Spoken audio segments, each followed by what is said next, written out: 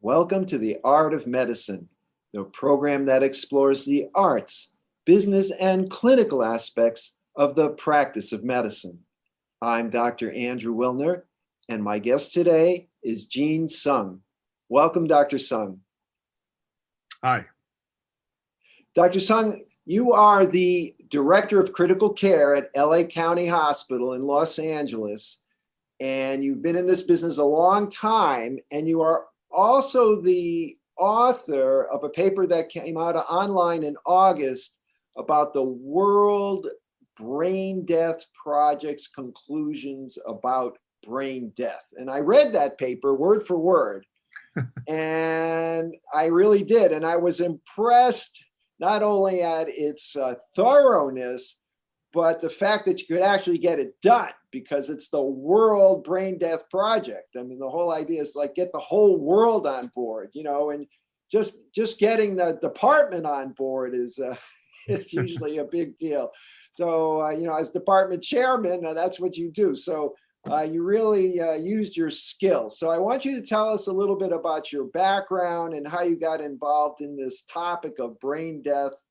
And what did the World Brain Death Project accomplish?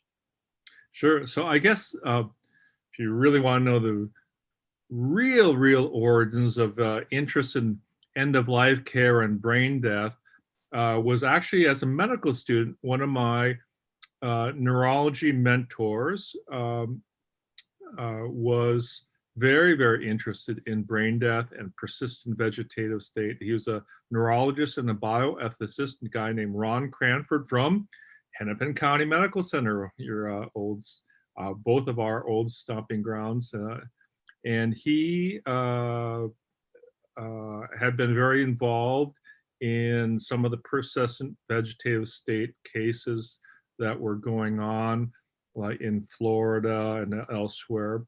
And so that's how I started sort of the academic interest in end of life, and particularly sort of the end of brain functioning. The more recent history for this World Brain Death Project is that actually, if my shirt, the Neurocritical Care Society. So as I was becoming as incoming president of the Neurocritical Care Society, I had decided that one of my big projects as president would be to help try to standardize the determination of brain death. However, that's a little over 10 years ago. However, I found out that as I was starting this project, that the World Health Organization, WHO, was actually doing very similar things. So of course I stepped aside and said, well, if the WHO is doing that, we'll certainly let them take the lead. And we were just a part of that project, but unfortunately it didn't come out as many of us had hoped. And so 5 years ago, I started this project once again, and this time taking the sort of the tact that the determination of brain death is a clinical practice issue. And so the major societies, the world federations of intensive care, pediatric intensive care, neurology and neurosurgery, the main practitioners who determine brain death, those world federations would be the backbone for this sort of consensus statement for how to determine brain death. That's how the project came about. Well, why is it so important that everybody do it the same way? Let's start with that. I mean, sure. You can do it this way or that way, but pretty much, is it that hard to tell if somebody's dead or not? Well, it's certainly, in one of my stock lectures that I give for the medical students, I think that certainly, and actually, in this day and age, there seems to be a real backlash against science among certain circles and against experts and in many different areas. And certainly, I think always someone wants to know if your doc is actually declaring someone dead properly or not. so we don't want to make any mistakes, certainly in this particular issue, in whether someone's dead or alive, whether it's, again, the more standard cardiorespiratory means of declaring someone dead or with brain death. And I think that one of the problems of having different means of determining brain death or different protocols or different guidelines is that it brings about some uncertainty in that if you can be declared dead in one state but not another, that doesn't quite make sense to a lot of people, understandably, I think. And so we're hoping that we could try to minimize the differences somewhat throughout the world, because there are lots of differences. And if we could at least try to, that was our main goal, is to try to minimize the differences, but also to make this sort of a foundation for sort of everything we know about brain death at this point in time. I'm going to step back for a minute because all of the viewers are not physicians.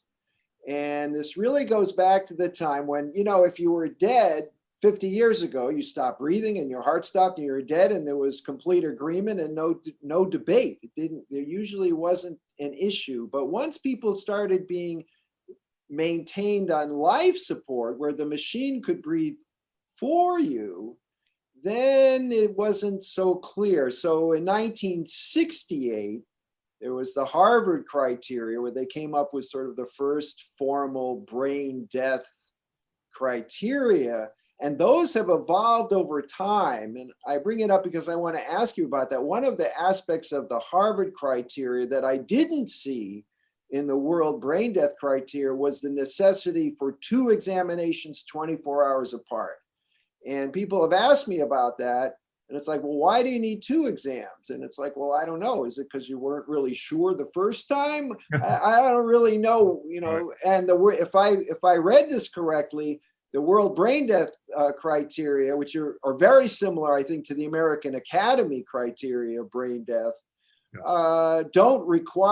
it does not require 2 examinations or 2 physicians. Is that correct? Yes, that's correct. So there, it's a little bit about certainty again. So back then, 50 years ago, over 50 years ago, to be absolutely certain, the group that made the Harvard criteria decided they would use that 24-hour standard. Since then, of course, there have been many, many brain death declarations and people studying brain death. And they found that actually doing 1 exam correctly seems to be sufficient. In fact, there was one study of New York State of over 1,200 consecutive brain death declarations, and they saw that if the first one was positive for brain death, the second one was always positive for brain death as well. So that really just doing it once correctly was sufficient. Yeah, I think so. Now, the American Academy of Neurology in 1995 set up their own criteria.